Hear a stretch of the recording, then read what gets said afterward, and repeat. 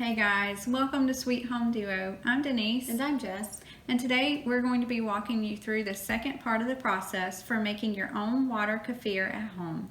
And stay tuned to the end where we give you lots of helpful tips and tricks and things we've learned along the way. And if you did happen to miss part one, you can go back and rewatch it. Thank you for watching our videos, and don't forget to subscribe. Thank you. Bye. Bye.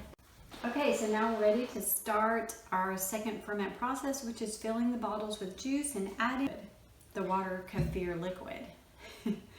All right, so today I've chosen to make grapefruit kefir and lavender kefir. These are just my favorites, but you can use whatever kind of juice you want.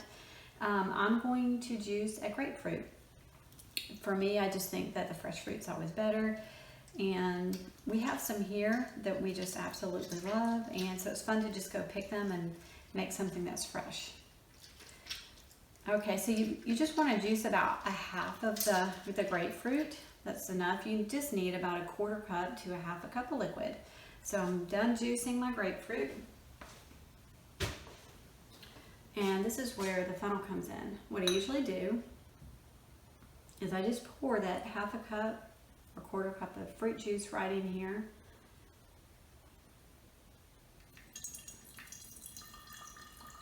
Like that.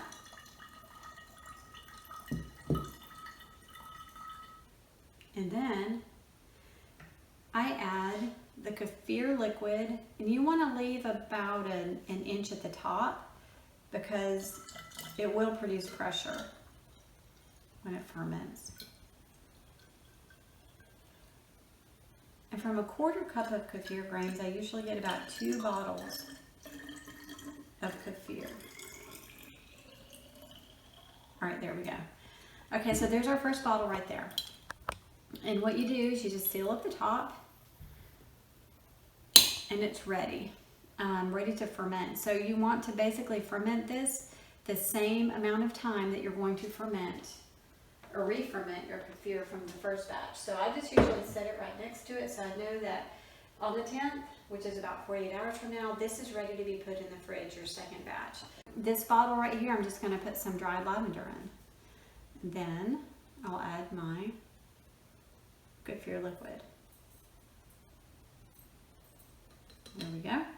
That was approximately 1 teaspoon. Really, you can just make it stronger or weaker, just depending on what you like if you're using the dried fruit.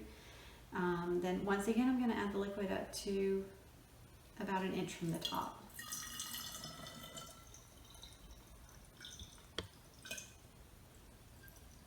And you can use a funnel if you like to.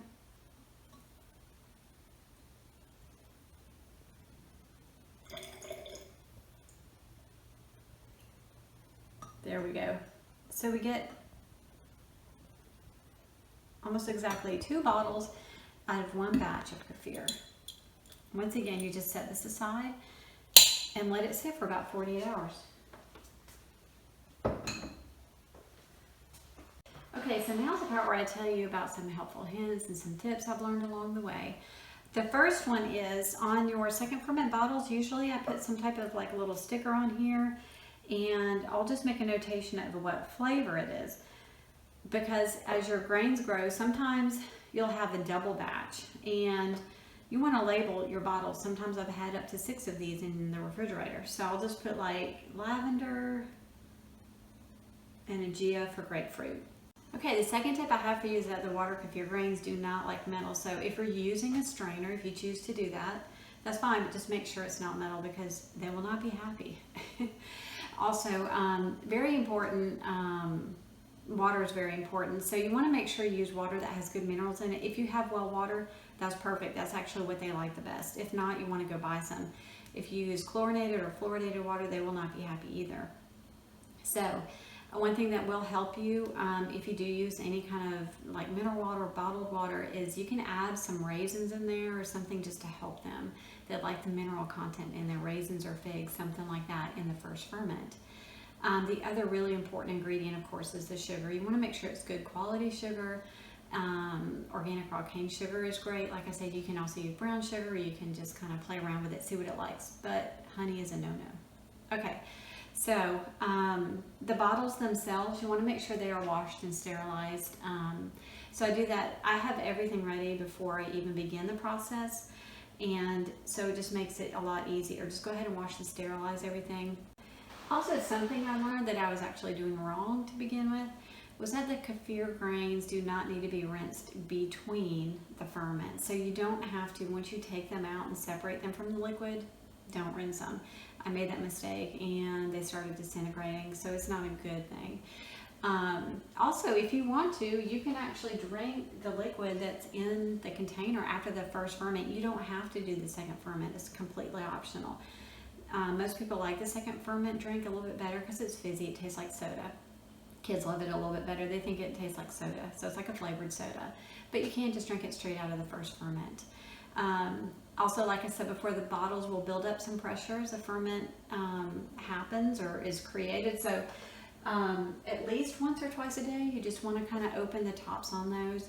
I've had one bottle that really it kind of exploded whenever I went to go let the pressure off because I didn't do it in time. It did explode a little bit, but that happens. Okay, you'll learn.